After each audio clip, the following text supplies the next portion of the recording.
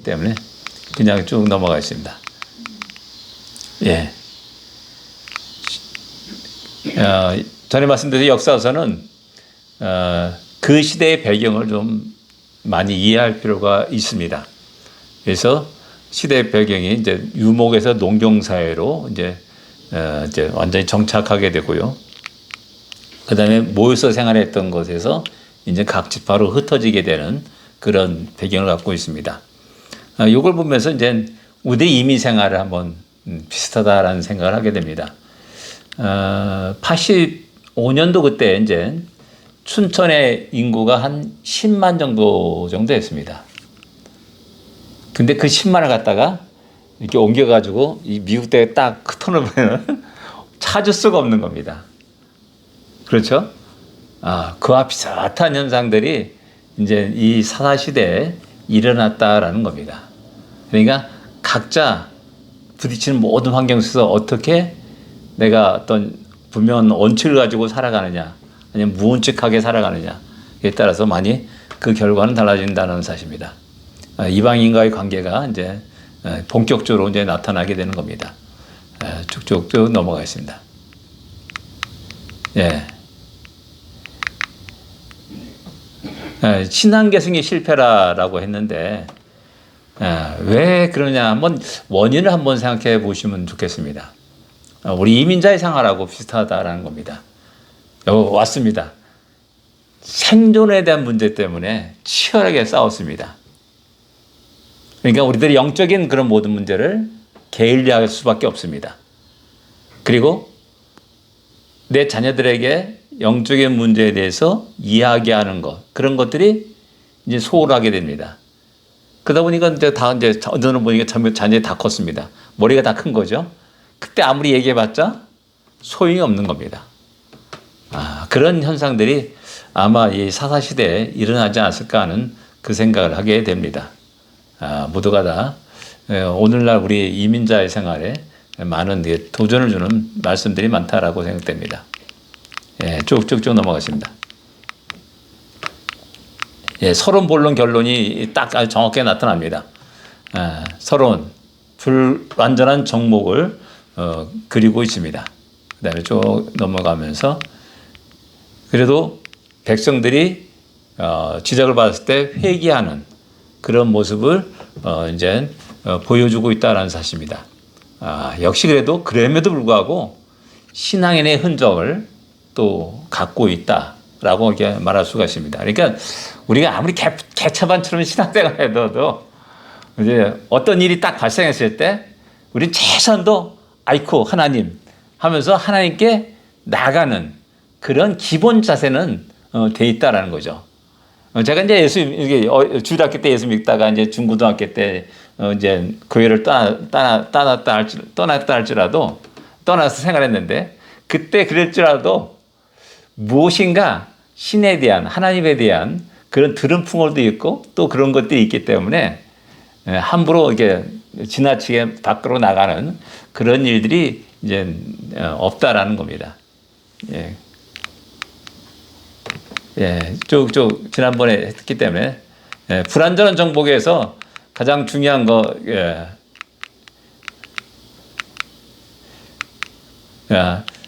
그들이 이스라엘 민족이 좀 강해가지고 그러나 힘이 없어서 쫓아내지 못했기 때문에 가나안 민족이 이스라엘 민족 가운데 생활하는 그런 케이스가 있고요. 그 다음에 이제 정반대로 가나안 족속이 너무나 강하기 때문에 그 속에 이스라엘 백성들이 초라하게 살아가는 그런 모습을 보여주고 있습니다. 특별히 이제 아셀과 납달리 지파라고 이렇게 얘기하는데 잘 알다시피 두로와 시돈이 그 당시에 가장 강력한 어떤 군사력과 경제력을 갖고 있었기 때문에 다윗 시대까지 솔로몬 시대까지 두로와 시돈을 정복하지 못합니다.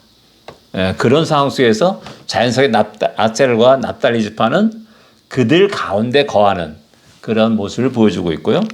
그 다음에 이제 쫓겨난 지파, 대표적인 이제 단지파. 너무나 이제 버거우니까는 일부가 도망갔다 여기서 저 북쪽으로 이주해가지고 거기서 이제 생활하는 그런 모습을 보여주고 있습니다.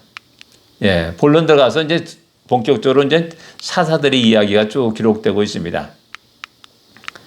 네, 쭉 넘어가겠습니다. 온니엘 나오고 에운 나오고 삼갈 나오고 그 다음에 드보라가 나옵니다. 드보라 바락 나왔는데 둘이 같이 이제 뭐 같이 취급하는 경우도 있고 그렇습니다. 여사사 드보라 여사사로서 또 역시 마찬가지로 야엘 여인 야엘에 의해서 시스라가 죽임을 당하는 그런 일이 일어납니다. 그 다음에 기드온 전에 말씀드렸듯이 공과를 한번 생각해 볼 필요가 있습니다. 40년 동안 평안을 그들 이스라엘 백성들에게 줍니다. 그러나 왕이 되기를 거부합니다. 백성들이 왕을 우리 다스려 주사 했지만은 왕이 되기를 거부합니다. 근데 이제 잘못된 것 에봇을 만들어 가지고 그것이 올무가 되어 가지고 이스라엘 백성이 그 에봇을 섬기는 그런 일이 일어납니다. 에봇도 그냥 평범한 이렇게 이런 옷감으로 만든 것이 아니라 금으로 만들어 가지고 다 걸어놨으니까 얼마나 멋집니까? 바로 그것을 갖다 섬기는 어리석음들을 범하게 됩니다. 그 다음에 아들이 70명이라고 이렇게 성경은 기록합니다. 70명의 아들. 그러니까 왕이 되기를 거부했지만은 왕 같은 삶을 살아가는 겁니다. 이것이 이제 이 기드온 시대부터 이제 시작됩니다. 아니에요. 왕이 아니에요. 근데 실질적인 왕 같은 삶을 살아가고 있는 거죠. 그래서 이제 그 다음에 아비멜렉이라는 그 아들이 등장하면서 더욱더 명확하게 나타납니다. 아비멜렉, 그 이름의 뜻이 뭡니까? 이름 뜻이 아비는 나의 아비, 나의 아버지라는 뜻입니다. 아비, 나의 아버지. 멜렉, 왕이라는 뜻입니다. 나의 아버지는 왕이시다라는 뜻을 갖고 있습니다. 아들 이름 누가 줬습니까? 아버지가 줬지 않습니까? 기드온이었다는 거예요. 기드온이.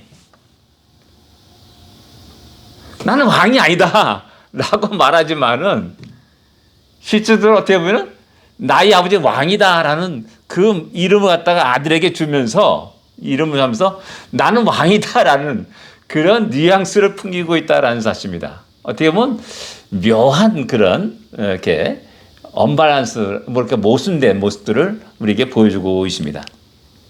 그 다음에 이 아비멜렉은 기드온의 아들들을 학살합니다. 요담 외에 79명, 69명, 아비멜렉까지 70명이라고 생각하면 68명이 전부 다 하루아침에 죽임을 당합니다. 그 다음에 세겜이 왕이 됩니다.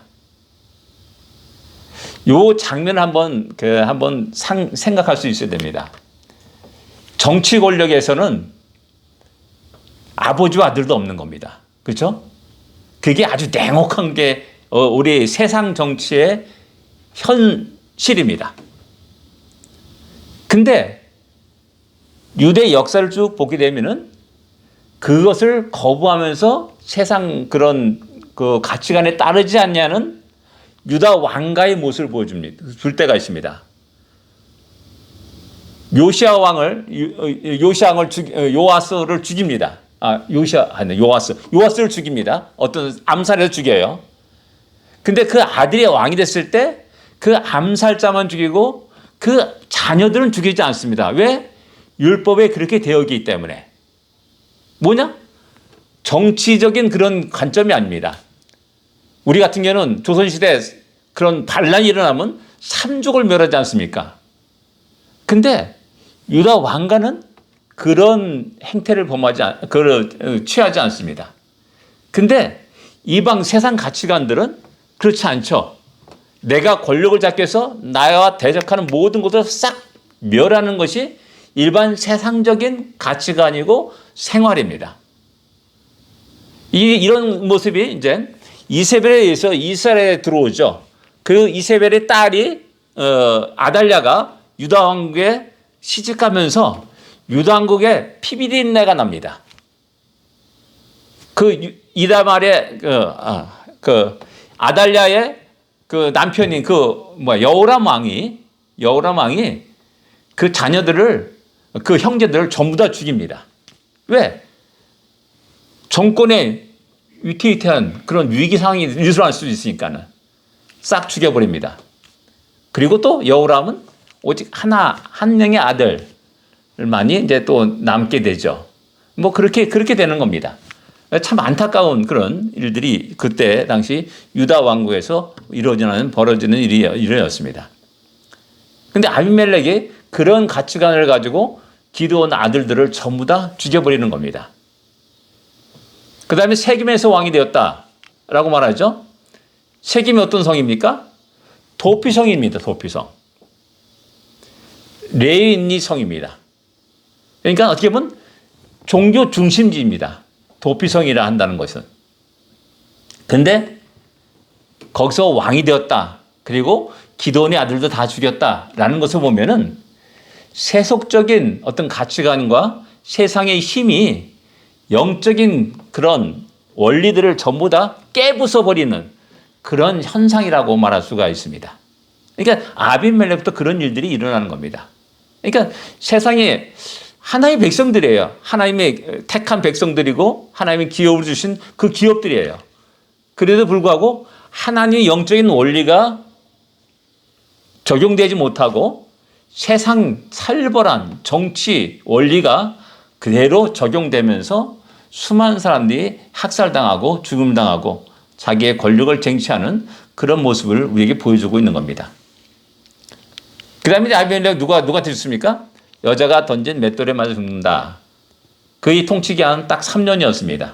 3년에 이제 그런 나름대로 비참한 최후를 맞이합니다. 여자가 던진 맷돌에 맞아 죽었다는 건 가장 수치스러운 죽음을 맞이했다라는 그런 의미가 됩니다. 몇 년 전에 이제 IS가 중동에서 상당히 승응해가지고 뭐 잔인한 학살을 뭐 자행하고 그랬지 않습니까? 그때 이제 쿠르드족이 여자 전사를 양성해가지고 그 전쟁터에 내보냅니다. 그때 그 쿠르드족 여자 전사 때문에 IS가 길을 못 폈다는 겁니다. 왜? 재수없게 맞으면 자기는 천국에 못 간다는 겁니다. 여자한테 맞았기 때문에. 그런 생각이 이 시대도 그대로 있었다는 겁니다. 그래서 여자한테 맞으니까 너무 창피하니까 죽으니까 나를 찔러 죽여라 하고 옆에 있는 사람한테 부탁하는 그런 모습이 보여주고 있고 이 이야기는 계속 후대에 또 전해져 가지고 가장 수치스러운 죽음 그런 모습으로 이제 나타나고 있다는 거죠. 예. 그 다음에 돌라라는 사람이 이제 아빌레 이후에 사사로 23년을 통치합니다. 23년. 짧은 기간이 아니죠. 돌라. 우린 뭐 1절과 2절밖에 안 나와. 10장 1절과 2절밖에 안 나옵니다. 근데 그의 통치는 23년입니다. 23년의 통치가 딱 2절로 딱 기록되었다라는 사실입니다. 그 다음에 또 이제 야일이라는 사사가 또 22년을 통치합니다. 3절, 4절, 5절, 석절만 딱 기록되어 있습니다. 그 기록이 뭐냐? 아들이 30명이다. 또 성읍이 30개다. 뭐 왕 같은 그 위치에 있는 겁니다. 30명이 30성읍을 통치하고 다스려 나가는 거죠. 그러니까 그 사사시대의 모습을 우리가 짐작할 수가 있는 겁니다. 권력을 가졌어요. 똑같이 부귀영화를 누리면서 살아가는 겁니다. 그 다음에 입다가 나옵니다. 입다가 이제 10장 6절부터 12장까지 쭉 나오는데, 암몬 족속이 대적이었고요. 기생의 아들이라고 이렇게 11장 1절에 말씀합니다. 그래서 집에서 쫓겨나가지고 도읍 땅의 잡류들과 거주했다라고 이렇게 기록하고 있습니다. 그러니까 어떻게 보면 이제 보스가 된 거죠. 모릅니까? 일진의 보스가 된 겁니다. 암몬 왕과의 논쟁이 일어납니다. 그 논쟁을 보니까는 입다가 무식한 사람이 아니라는 것을 우리가 쉽게 알 수가 있습니다. 이스라엘 역사를 꿰뚫고 있는 사람이 입다였다라는 겁니다. 그러니까 비록 자기가 기생의 아들로 많은 사람들의 어떤 조롱과 멸시를 또 천대를 받았지만은 그는 마땅히 하나님이 행하신 크고 놀라운 일들을 어떤 형태로서 들었고 배웠다라는 사실입니다. 어머니부터 배울 수가 있고요. 또 자기 나름대로 책들을 통해서 배울 수가 있었겠죠. 그래서 나름대로 분명한 역사의식을 가지고 있는 사람이다라고 말할 수가 있습니다. 저는 신앙생활하면서 이 역사의식을 굉장히 중요시하는 사람 중에 하나인데요. 역사의식. 어떤 게 역사의식이냐? 하나님이 이 세상을 어떻게 이끌어 가느냐라는 것을 보는 것. 그 속에서 내가 어떻게 생활할 것인가. 그걸 선택하며 나가는 것. 그것이 바로 바른 역사의식이라고 이렇게 말할 수가 있습니다. 이 역사의식이 없다면 늘 언제나 흔들릴 수밖에 없습니다. 왔다 갔다 갈치자로 살아갈 수밖에 없습니다. 내일이 이제 8월 15일 날인데 광복절 아닙니까? 이제 우리가 잘 알지 않습니까? 요즘에 최근에 이제 하영이란 그 탤런트가 자기 중저부 막 자랑하다가 우린 중저부 때부터 의사 집안이다 막 자랑하다 보니까는 7.18하는 겁니다. 그래서 아주 곤욕을 치르고 있는 그런 그 기사를 이렇게 봤는데 이게 또 어떤 사람은 잘못된 뉴스다. 그러면서 또 나름대로 이렇게 여러 가지 자료들을 또 모아가지고 약간 그 하영이라는 사람을 갖다가 이제 변론하는 그런 스타일의 어떤 얘기도 하는 것들도 봤습니다. 많은 사람들이 독립운동하다가 전향합니다. 친일로 바뀌게 됩니다. 왜 그렇습니까? 일제시대가 영원할 것 같은 겁니다. 태평양 전쟁에 승리하고 막 영토를 확장하고 나가는데 야, 우린 일본하고 빌붙어야지. 살 수 있구나. 호의호식할 수 있구나. 다 이렇게 생각하는 겁니다. 그러나 하나님이 이 역사를 주관하시고 불의를 결코 용납하지 않으시고 그들을 치시고 다시 세워진다는 그런 역사의식들이 바르게 있을 때 결코 그들에게 고개를 숙이지 않는 거죠.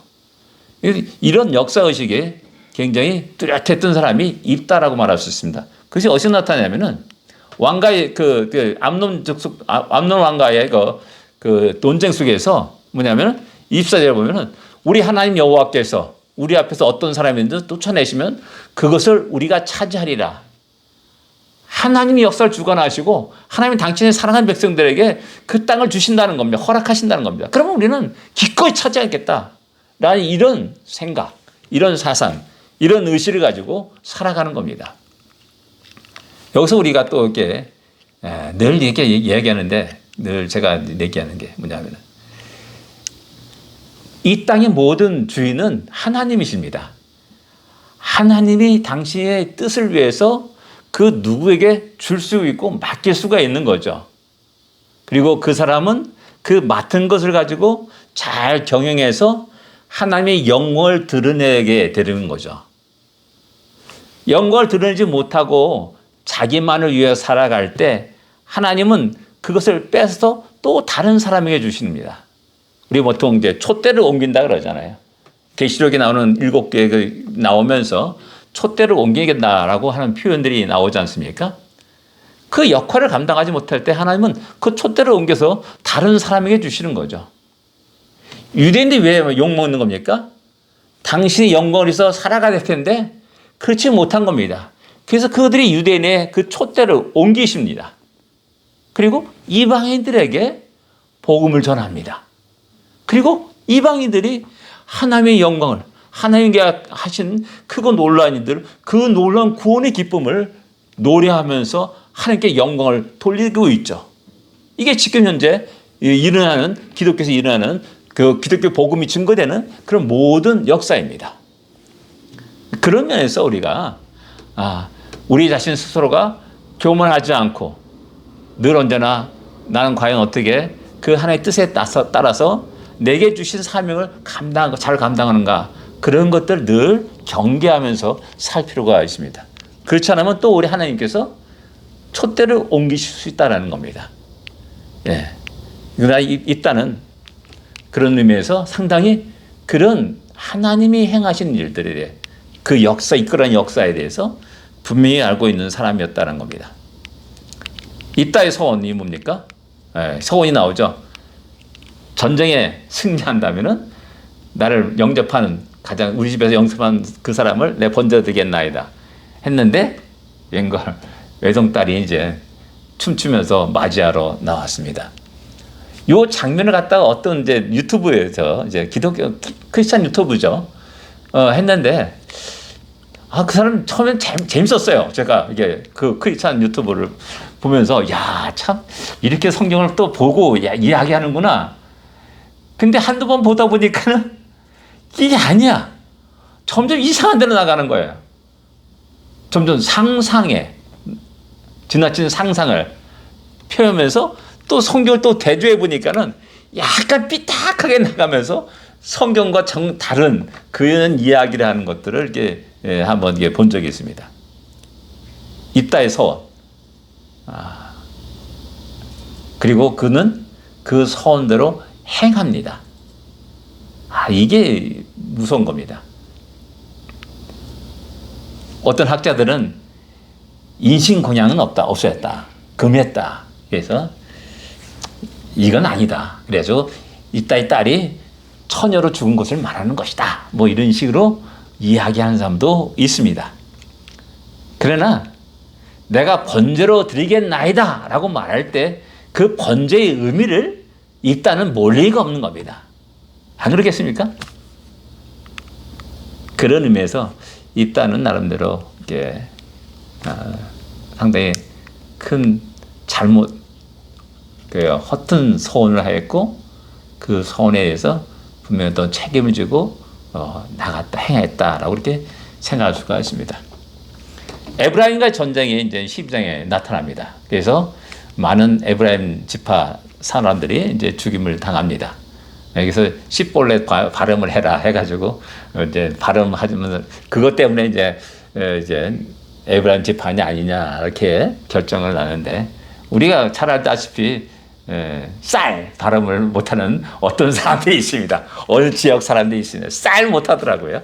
그래가지고 우리 군대 있을 때 왔기 때문에 야 너 뭐 했어 했더니 영화도 보고 소도 봤습니다. 뭐 이런 거 빽 소리 지르는 거예요. 영화도 보고 소도 봤습니다. 쇼라는 발음 못하더라고요. 그리고 쌀이라는 발음 못하더라고요. 그걸로 이제 이 사람이 어디 사람이라는 걸 알고 이제 죽이는 살해하는 그런 일들이 이제 12장에 기록되어 있습니다. 예. 그 다음에 입산이 나오고, 그 다음에 이제 엘론이 나오고, 다 이제 보면 아들 30명, 딸 30명. 그 다음에 엘론 10년 사사, 압돈 아들 40명, 손자 30명, 낙이 70마리, 8년 사사 이렇게 나오고 있습니다. 나름대로 아까 기도원 이후부터 상당히 많은 자손들을 두는 것들을 볼 수가 있고요. 다른 자손을 두었다는 것은 많은 이제 첩을 두었다라고 말할 수가 있죠. 그리고 그와 함께 부귀 영화를 누리는 그런 모습을 사사들이 보여주고 있는 겁니다. 이것과 오늘날 이렇게 우리들의 모습과 이렇게 비교한다면 또 많은 이제 생활 것들이 많이 있는 겁니다. 예, 제가 또 말하기 위해서 이들을 보면은 왕이 아니에요. 근데 왕 같은 삶을 삽니다. 그럴 바에는 왕으로 앉지. 나 왕이다라고 하면서 왕자에 앉지. 왜 안 앉느냐라는 겁니다. 이런 비슷한 예가 역사에 있습니다. 우리 삼국지 잘 알지 않습니까? 조조가 막강한 실권을 잡고 있었어요. 황제도 개의치 않고 그렇게 정권을 휘두르는 사람이 조조였습니다. 근데 그는 왕위에 오르지 않습니다. 왜? 백성이 두려워서 왕위에 오르지 않습니다.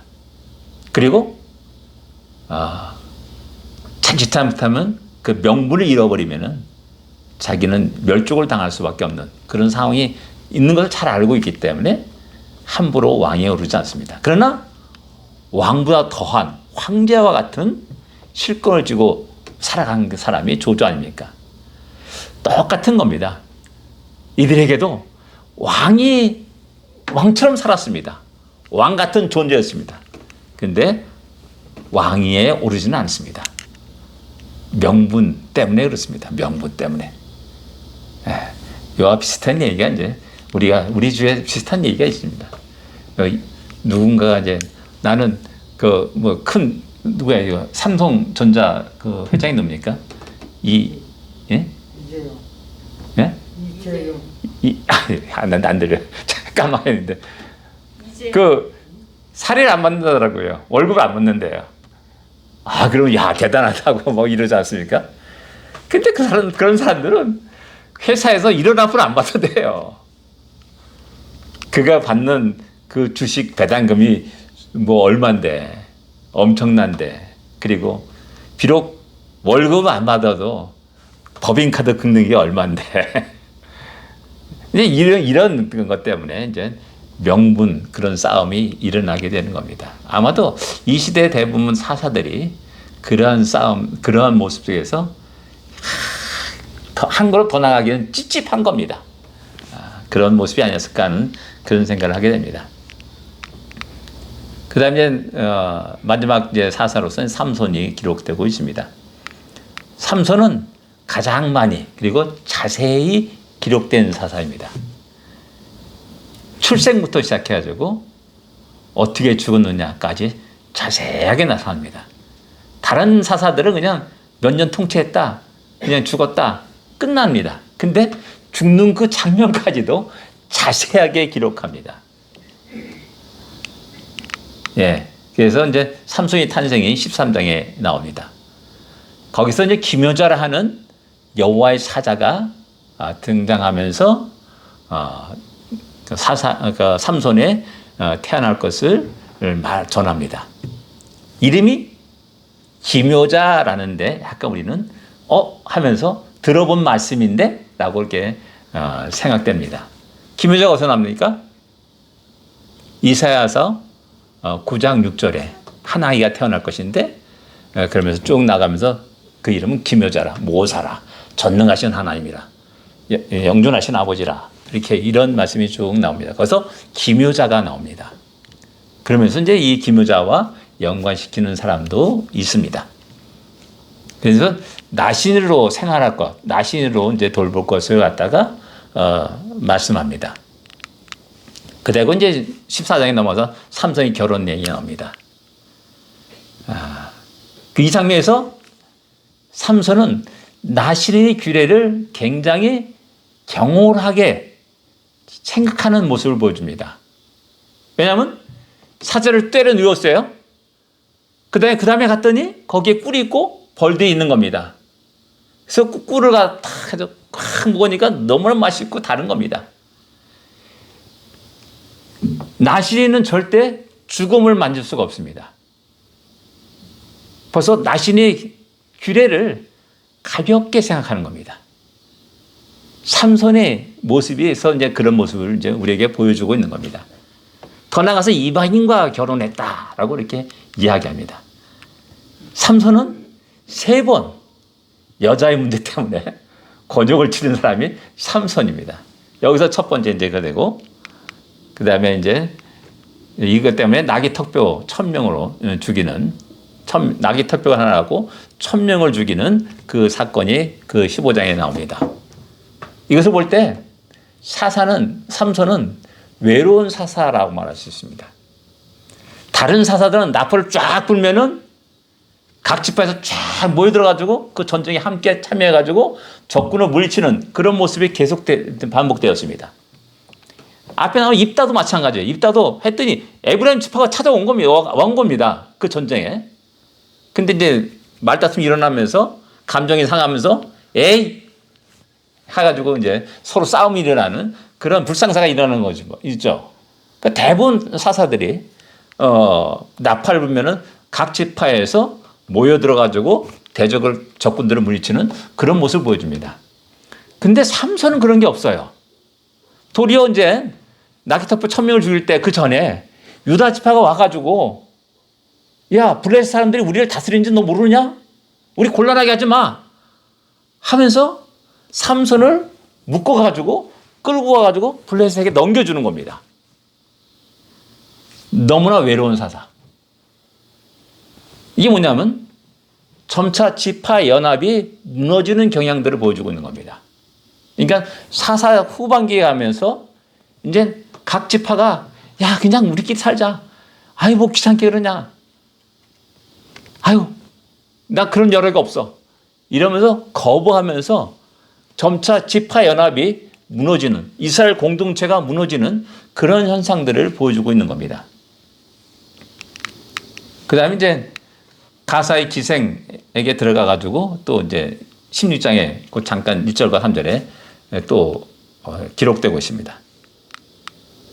그 다음에 소래골짜기의 드릴라를 사랑하여서 결국 그 드릴라의 그 간기에 자기 머리털을 깎이는, 그래가지고 체포되고 죽임을 당하는 사건이 기록되고 있습니다. 그래서 드릴라 누구야? 그 가수 그 김영남이 딜라일라라는 그 딜라일라가 드릴라입니다. 드릴라. 네? 가사 내용이 비슷하게 사랑의 배신 뭐 그런 거라고 그러더라고요. 저는 뭐 모르겠는데 김영남의 제일 히트친 곡이 이제 딜라일라인데 딜라일라가 이제 드릴라입니다. 드릴라. 예? 조용남. 김영남의 조용남. 죄송합니다. 그래서 삼서를 보면서 이 사람을 지도자로 생각할 수 있는가? 이 사람을 지도자로 생각할 수 있는가? 여자에 상당히 약해가지고 다 여자에 넘어가는 겁니다.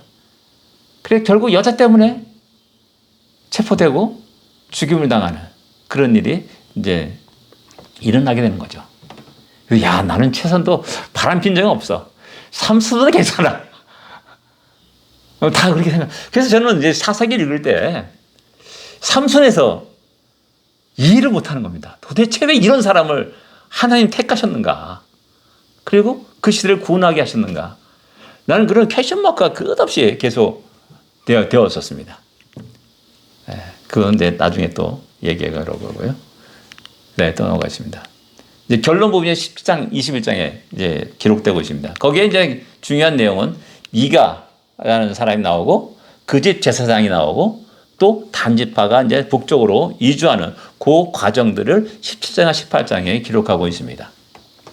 그 다음에 이제 베냐민 지파와의 이제 전쟁이 이제 19장에서 21장까지 기록되고 있습니다. 네, 중요한 질문이 있습니다. 이 장면은 사사시대 언제쯤일까요?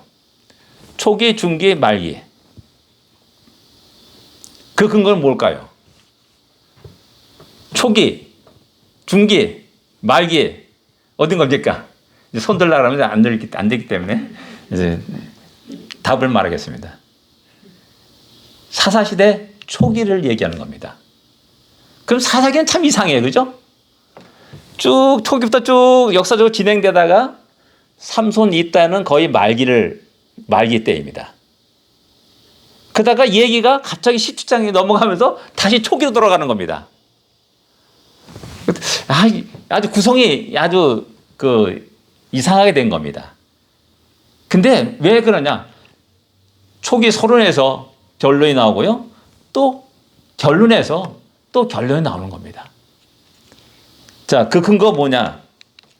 18장 3절에 모세의 손자요 게르솜의 아들인 요나단이 단지파의 제사장이 되는 장면이 나옵니다. 그러니까 촉이라는 겁니다. 그 다음에 또 뭐가 나오냐면은 20장 28절에 아론의 손자 엘라스의 아들 비느하스가 그 앞에 모시고 있었다. 이게 지파 간의 전쟁에서 나오는 겁니다. 비느하스가 제사장으로 돼 있을 때의 사건인 겁니다. 그러니까 말기가 아니라 초기인 겁니다. 이것을 보아서 사사기는 역사가 쭉 진행되다가 다시 돌아와가지고 초기 사건을 다루고 있다는 겁니다. 이게 모든 것의 결론을 초기 사건을 얘기하는 겁니다. 그럼 뭐냐면은 이미 애초부터 이들의 범죄, 죄악성의 모습이 벌써 여기서 나타나고 있고 그것이 확대되면서 사사시대 300년이 쭉 진행된 겁니다. 예. 결론이 뭐냐면 전에 말씀드렸듯이 이스라엘 왕이 없으므로 사람이 각각 자기 속에 오른 대로 행하였더라라는 것이 결론입니다. 예. 그리고 나서 우리가 결론에 나타난 구체적인 이스라엘 백성의 죄의 모습. 이게 말기의 죄의 모습이 아니라 초기의 죄의 모습이라는 겁니다. 그러니까 가나안 땅을 정복했어요. 각 지파가 흩어졌어요. 벌써부터 이런 죄의 흔적들, 모습들이 스멀스멀 일어나고 있었다는 겁니다. 17장 3절에 보면은 뭐가 나오냐면은 미가의 얘기 나옵니다.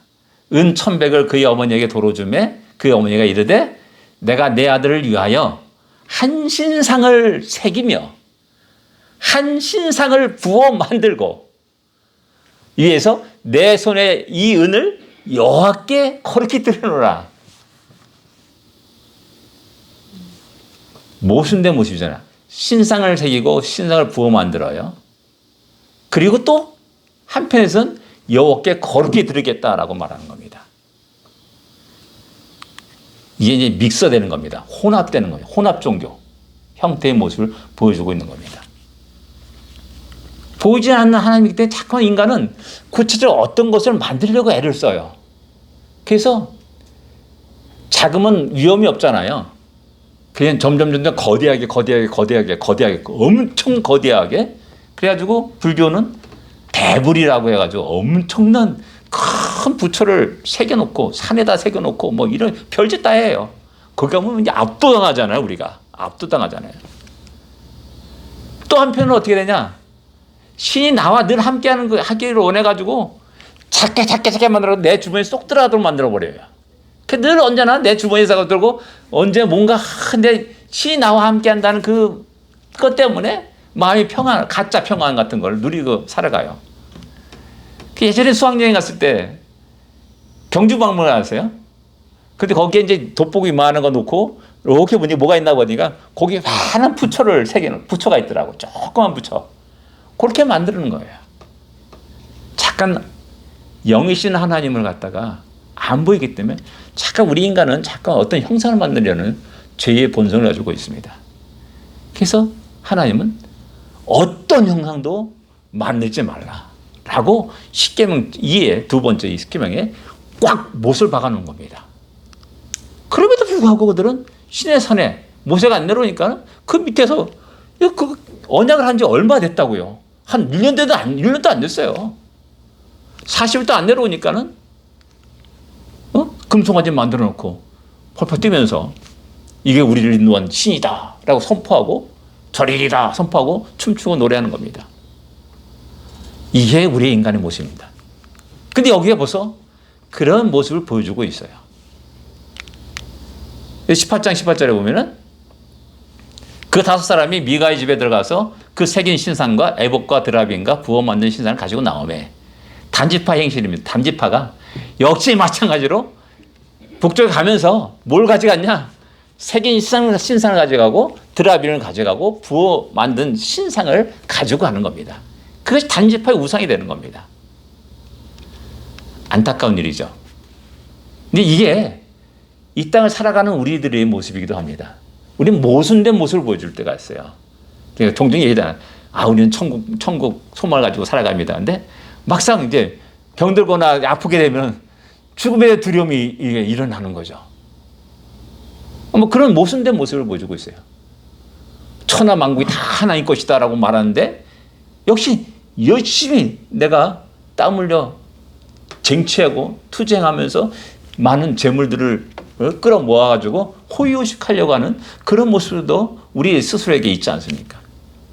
그런 모습을 우리가 말하잖아요. 우리 한국에 고등학교 3학년 되면 교회 안 나오잖아요. 공부해야지 무슨 교회 나오고 어디 예배 참석하고 어디에 성경 공부 참석하고 야 부모들이 더 열을 내서 막 지역을 갖다가 그러니까 어떤 데는 막 주여 하는데 어떤 정반대의 모습을 보여주는 겁니다. 이 교회도 모습 똑같아요. 교회 모습 똑같아요. 거룩한 장소지 않습니까? 하나님의 뜻을 이뤄나가는 백성들이 모인 교회입니다. 근데 결정되는 모든 것들은 세속적인 겁니다. 그런 일들. 그러니까 목사 장로의 아들들이 그런 모습을 옆에서 다 보는 겁니다. 그러니까 오히려 더 신앙이 멀어져가는 그런 모습을 보여주고 있는 거죠. 그런 모순된 모습이 우리 모습이라는 거고 또 이 사사시대 초기 모습이라는 겁니다. 18장 19절을 보면 한 가정의 재산과 한 지파의 재산 중에 어느 것이 좋으냐 이렇게 미가의 가정제사장을 유혹합니다. 모세의 손자죠. 요나단이라고. 나중에 요나단이라는 이름이 나오니까는 아마 그가 요나단일 거다라고 우리는 진단할 수가 있습니다. 뭡니까? 야, 50명 교회보다 1000명 교회 거기 목사로 담임 목사로 가는 게 더 좋은 거야. 뭐 이런 겁니다. 그 당시에 사람들이 대부분 생각이 그런 거죠. 한 가정의 재산보다 한 지파의 재산이 좋지 않느냐. 이게 그거고. 그래 이 말 듣고 또 미가 가정의 제사장 그 요나단이라는 사람은 또 맞아. 사람이 야망이지. 내가 이 가정 재산을 썩을 수 있느냐. 한 지파의 대상이 되겠다 하고 쫄래쫄래 따라가가지고 결국 단지파의 대상이 되었다라고 말하고 모세의 손자 게르솜의 아들인 요나단이라고 그 이름을 기록하고 있는 겁니다. 다 이제 어떻게 보면 세속화된 모습을 보여주고 있는 거예요. 세속화된 모습. 오늘날 교회가 말하기를 큰 문제를 말하기를 세속화를 얘기합니다. 세속화가 큰 문제다. 모든 시스템이 세상과 똑같아요. TV에서 방송하고 쇼하는 거하고 교회에서 그거 하는 거 똑같습니다. 제가 처음에 이제 시카고 올라왔을 때 이제 우리 식구들이 이제 교회는 어떤가 하고 이제 윌러크릭 교회도 이제 예배를 참석해보고 바이블 채플 거기 예배도 참석해봤어요. 그리고 가서 이제 아들 지용이가 그때 이제 고등학교 1학년 들어갈 때니까는 너는 어때냐라고 물어봤더니 지용이가 하는 얘기가 윌러크릭 교회를 가니까 TV 쇼를 보는 것 같다라고 얘기하더라고요. TV 쇼를 보는 것 같다고. 그토록 이제 우리 교회가 세속화돼가는 그런 모습이 너무나 많이 있다라는 겁니다. 또 세속화된 게 뭐냐면 오늘 때 프랭카드를 다 봤어요. 쫙 부흥회하는 프랭카드예요. 강사 딱 나왔는데 이름 딱 쓰고 목사가 아니라 아무개 목사가 아니라 아무개 박사라고 딱 나왔더라고요. 딱 그거 보면서 제 마음이 굉장히 슬퍼지더라고요. 그때 전도사 때예요. 전도사 때. 근데 프랭카드 보면서 아무개 목사가 아니라 아무개 박사라고 기록된 것을 보면서 목사보다 박사가 더 위구나. 목사보다 박사를 더 좋아하는구나. 성도들도 그렇구나. 그런 생각을 하면서 씁쓸한 마음이 들었던 적이 있었습니다. 그런 모든 것들이 점차 바뀌면서 진정 하나님 앞에서 우리들의 모습, 하나님 기뻐하시는 모습이 무엇인가를 갖다가 딱 기도하면서 찾고 우리가 세속화된 것들을 던져버리고 벗어버리고 나가는 그런 교회와 성도들이 되어야 되는 거죠. 그 다음에 이제 또 뭐냐면 18장 25절에 보면 너희를 쳐서 내 생명과 내 가족의 생명을 잃게 할까 하노라. 협박인 겁니다. 미가가 와가지고 당신 내 거 다 가져가면 어떻게 해? 하고 항의를 합니다. 그때 한 말이 저 말인 거예요. 너 계속 그러래? 다 너 죽여버릴 거야. 뭐 이런 겁니다. 이제 힘이 최고입니다. 하나의 뜻이 아닙니다. 영적인 원리가 지배되지 않는 생각. 그게 사사시대인 겁니다. 그리고 세속화된 세상의 가치관이 지배하고 춤추는 겁니다. 문제는 뭐냐면은 그들 모두가 다 하나의 백성인 겁니다. 이스라엘인 겁니다. 근데 그 속에 그런 모습이 있는 겁니다. 총칼로 상대를 위협하면서 자기 목적을 이뤄나가는 그런 모습들. 예, 그대로 단지파가 그 모습을 우리에게 보여주고 있죠. 비록 어린아이가 말할 때 그거 말씀이 하나님의 말씀이란다면 우리 모두가 하나님의 말씀에 내 생각을 내려놔야 되는 것이 우리 모든 신앙인의 모습입니다. 그렇게 돼야 되는 거죠. 근데 끝까지 자기 생각을, 자기 고집을, 자기 경험을, 자기 지식을 주장하면서 끝까지 고집히면서 나가는 그런 모습들이 우리 주위에 너무 많은 거죠.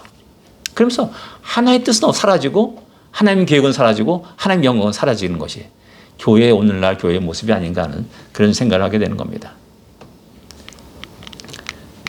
그 다음에 많죠? 19장 2절에 레인이 첩이 행음하였다라는 말씀이 나옵니다.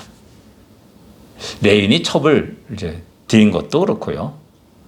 레인이 첩이 행음하였다라는 것도 그렇습니다. 그 시대의 모습을 보여주고 있는 겁니다. 영적인, 성적인 타락을 이야기하고 있는 거죠. 성적인 타락. 그것은 결국 경건한 자손이 희귀하게 되는 현상으로 나타나게 되는 것이죠. 그리고 결국 영적인 타락으로 급격히 이제 전개되는 그런 모습을 이후에 볼 수가 있습니다. 그 다음에 또 20장 14절의 말씀입니다. 예. 같이 읽어보겠습니다. 도리어 성읍들로부터 기브아에 모이고 나가서 이스라엘 자손과 싸우고자 하니라. 예. 이게 뭡니까? 기브아에서 이제 레인이 첩이 죽음을 당하지 않습니까? 그래서 야, 이거 어떻게 된 거냐? 전부 다 모였습니다. 그 사형을 쭉 얘기했습니다. 안 되겠다. 야, 그 행한 사람들 다 잡아가지고 데려와. 라고 말했더니 베냐민 지파가 무슨 소리야? 하고 도리어 베냐민 지파가 모여가지고 이스라엘 민족과 싸우려고 하는 그런 일들이 일어나고 있는 겁니다. 끔찍한 범죄가 일어났습니다. 동성애가 일어난 겁니다. 근데 그 범죄를 옹호하는 모습을 보여주고 있습니다. 그러니까 베냐민 지파는 그 범죄의 심각성을 모르는 겁니다. 오늘 이 시대 교회가 동성애 깃발을 나부끼고 버젓이 나부끼고 이게 우리는 동성애를 지지한다 라고 이게 만천에 보여주는 모습이 저기 골프로드 가다 보면 이제 어떤 감리교회, 미국 감리교회 앞에 그게 떡하니 있습니다. 다른 건 모르겠어요. 교회가 그런다는 데서 너무나 통탄하지 알 수 없는 겁니다. 하나의 뜻은 사라진 겁니다. 도리어 그런 사람들을 옹호하고 잘했다라고 이렇게 칭찬하는 그런 현상들이 오늘 나타나는 모습이 아닐까 생각됩니다. 이게 사자시대의 모습이고요. 오늘 이 시대의 모습과 너무나 흡사한 겁니다.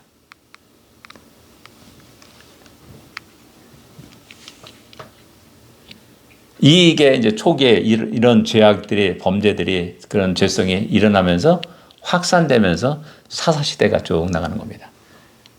그러니까 아까도 말했듯이 세상의 가치관과 세상의 권력과 힘이 영적인 원리가 완전히 집어삼키는 그런 일들이 일어나게 된 겁니다. 어디에서도 하나의 뜻을 찾아볼 수가 없습니다. 어디에서도 하나님의 말씀이 이렇다, 우리는 순종해야 된다 라는 그런 모습이 없습니다. 그냥 그 시대 속에 휩쓸려가지고 똑같은 죄를 범하면서 이것이 하나님이 얼마나 큰 진노를 하고 있는지를 모르고 그냥 그것이 옳은 줄 알고 그냥 살아가는 그런 모습을 우리에게 보여주고 있는 겁니다.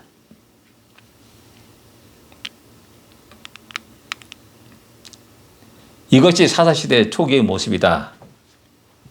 세월의 흐름에 따라 더욱더 심해졌고 확대되었다라는 것입니다.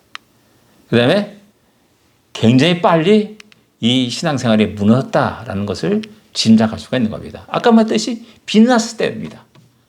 아까 말했듯이 모세의 손자 때입니다. 뭐 100년, 200년 지난 게 아닙니다. 그렇게 급속하게 무너진 겁니다. 왜? 아까 말했듯이 흩어졌잖아요. 내 먹기 살기 바쁜 겁니다. 내 기업을 읽어야 되잖아요. 밭을 읽어야 되잖아요. 논밭을 읽어야 되잖아요. 그러니까 영적인 일에 이제 다 소홀히 되는 겁니다. 열심히 땀 흘려서 돈을 벌고 어떻게 하면 돈을 벌까? 어떻게 내 기업을 늘릴까? 여기에 모든 초점을 맞추고 살아가는 겁니다. 그러다 보니까는 자기 영적인 관리를 소홀히 하게 되고 자녀의 영적인 관리를 소홀히 하게 되고 그래서 왜 이러지 우왕좌왕하는 겁니다. 모르는 겁니다. 무엇이 뭔지 모르는 겁니다. 그러면서 급격하게 하나님 무슨 진노와 심판 아래 처하게 되는 일이 일어나는 겁니다. 급격히 가나안 생활에 동화되었다라는 거죠. 여기서 소망이 있는 건 뭐예요? 베냐민 미스파의 전쟁에서 이스라엘에게 그래도 소망이 있는 것은 무엇인가? 그래도 성경은 암란 속에서 그 작은 소망의 불씨를 톡톡 보여주고 있습니다. 서론에 그들이 복음에서 회개하며 울었다라는 그 장면도 우리에게 보여주고 있죠. 아, 그래도 역시 신앙인의 후손들이구나 라는 것을 짐작할 수가 있습니다. 마지막 가서 이제 여기 베냐민파의 전쟁 속에서도 똑같이 나타납니다. 뭡니까? 20장 20절에 보면은요, 모든 백성이 올라가 베델에 이르러 울었다고 말합니다. 여호와 앞에 앉아서 그날의 저물도 금식했다고 말합니다. 번제와 화목제를 여호와 앞에 드렸다라고 말합니다. 이게 뭐냐? 베냐민파가 딱 전쟁했는데 뻥 1초전 깨졌어요. 어이쿠 이거 웬일입니까? 하고 그랬을 때 그들이 어디로 갔냐면 하나님 앞에 나간 겁니다. 이게 중요한 겁니다. 아하, 그래도 소망 있는 백성이구나 라는 겁니다. 거기서 저물도록 금식했다. 그리고 번제와 화목제를 드렸다라고 이렇게 성경은 기록하고 있는 겁니다. 이 작은 모습 때문에 우리가 이 깜깜한 암울한 속에서도 소망을 갖게 되는 겁니다. 제가 가장 감명 깊게 보았던 십자가가 있습니다. 그 십자가 앞에 눈물을 흘린 적이 있습니다. 그게 뭐냐면은 신학생 때 어떤 그 교수가 단양인가요? 단양 가면은 꼭 구인사를 들러보라 그러더라고요. 구인사를. 절가를 한번 가보라는 거 절을 가보라는 거예요. 그 왜 그러나? 어떻게 우연히 그 근처에 가게 됐었어요. 그래서 그 생각이 나가지고 우리 같이 구인사 한번 들어가 봅시다. 구인사를 딱 갔더니 처음에 요만한 주차장이 있더라고요. 보통 일반 그 절하고 똑같았어요. 그래서 뭐 문 있잖아요. 그걸 들어가 한 20m 정도 쏙 들어가니까 와 깜짝 놀랐습니다. 거대한 템플이 쫙 준 거예요. 와, 그 골짜기에 꽉 들어찬 겁니다. 깜짝 놀랐습니다. 그리고 쭉 돌아보니까는 벽화를 그려졌는데 우리는 잃어버린 양의 그림이 있지 않습니까? 거기는 잃어버린 소의 그림이 있더라고요. 놀랬고요. 그 다음에 그들이 파는데 그 성물 그 있잖아요. 그걸 또 쭉 전시해 놨는데 딱 보니까는 그 당시 기독교 그 서점 같은 데서 기독교 특별히 만든 그런 거 있었어요. 예수님이 있고 은은하게 비치면서 나온 진흙으로 만든 그 조형물이 있었어요. 근데 보니까는 그 예수님 대신에 부처가 있는 겁니다. 똑같은 회사에 맞는 거겠죠, 그러면. 그래서 깜짝 놀랐습니다. 이건 내가 좋아서는 안 되는구나. 함부로 좋아서는 안 되는구나. 라는 것을 알고 씁쓸한 마음에 이제 깜깜하고 어두워졌을 때 차를 타고 쭉 나오다가 그 절 앞에 십자가를 본 겁니다. 빨간 십자가가. 들어갈 때 못 봤어요. 근데 깜깜 어두워지니까 그 십자가 딱 눈에 보이는 겁니다. 그거 보니까 눈물이 나더라고요. 이 깊은 산골에도 그 누군가 있구나. 누군가가 복음을 전하는구나. 라는 그 생각하면서 그 십자가가 저게 지금까지 잊지 못한 십자가 된 겁니다. 예, 그것 때문에 희망이 있는 겁니다. 누군가가 이름 없이 빛도 없이 그 어디에서 복음의 씨앗을 뿌리고 있다는 그 사실이 우리에게 희망이 있는 겁니다.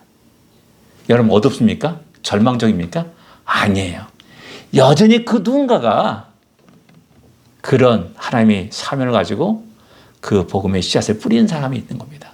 여기 이스라엘 백성들이 하나님 이 말씀을 보여주는 것이 왜 그렇습니까?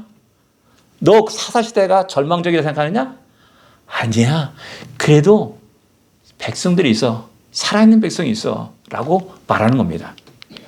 또 역시 마찬가지로 21장 2절과 4절에서 똑같이 마찬가지입니다. 백성이 베델에 이르러 거기서 저녁까지 하나님 앞에 앉아 큰 소리로 울며 이르되 어찌하여 이런 일이 하면서 한 지파가 없어지게 되었나이까 라고 얘기하면서 역시 또 번제와 화목제를 드렸다라고 말합니다. 여기서 저는 사사시대의 빛을 보는 겁니다. 작은 빛을 보는 겁니다.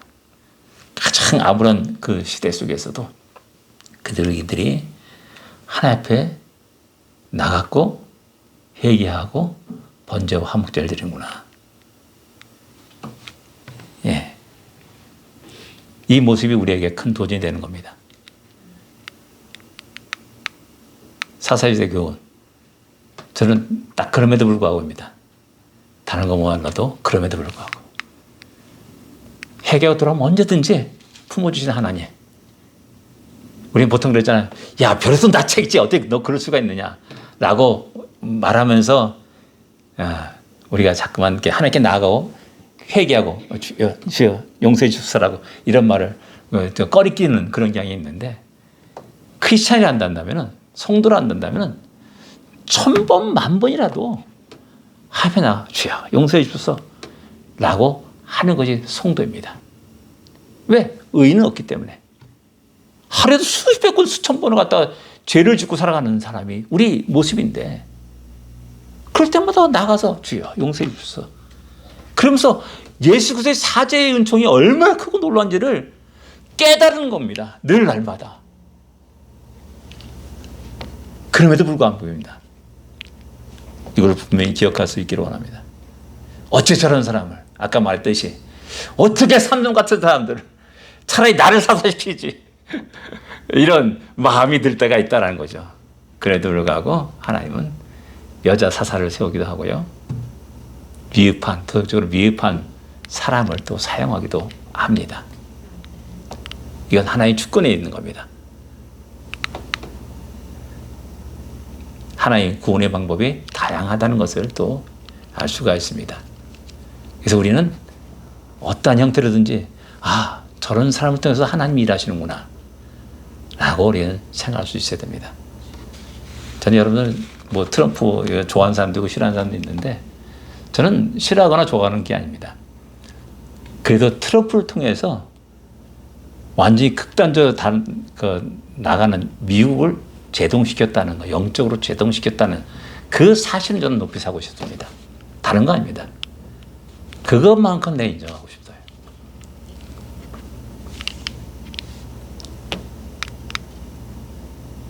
현실에 동화되는 인간의 연약한 모습을 우리는 볼 수 있어야 되고, 여기서 내 모습, 우리의 모습을 볼 수 있어야 됩니다. 동화될 것인가? 내가 세상을 변화시킬 것인가? 이런 싸움이 우리 모든 교회와 성도들에게 있어요. 이 사명이 있다는 겁니다. 우리는 사회의 영적 흐름에 민감해야 됩니다. 흐름들을 보면서, 하나의 뉴스를 보면서도 이렇게까지 되었구나, 이 정도까지 나왔구나 라는 심각성들을 좀 느낄 수 있고 이제 볼 수 있어야 됩니다. 그 다음에 또 중요한 것, 유다 베들레헴에 등장합니다. 유다 베들레헴이 마지막에 등장합니다. 룻게도 역시 마찬가지로 베들레헴이 등장합니다. 이 뭡니까? 하나님의 오묘하신 예비하심입니다. 사사시대, 암울한 시대, 그러나 하나님은 그 시대를 통해서 루시안 사람과 보아스를 만나게 하시고 오벳을 탄생시키고 이새를 탄생시키고 다윗을 탄생시킵니다. 이것을 볼 수 있어야 됩니다. 여기에 주여 감사합니다 라는 말을 우리는 할 수 있고, 가장 절망적인 때도 우리는 하나님이 여전히 일하고 계심을 볼 수 있게 되는 것이죠. 그래서 하나님이 다윗을 준비하는 그 시기가 사사 시대라, 이렇게 또 말할 수가 있습니다. 예, 기도하겠습니다. 하나님 아버지, 은혜를 감사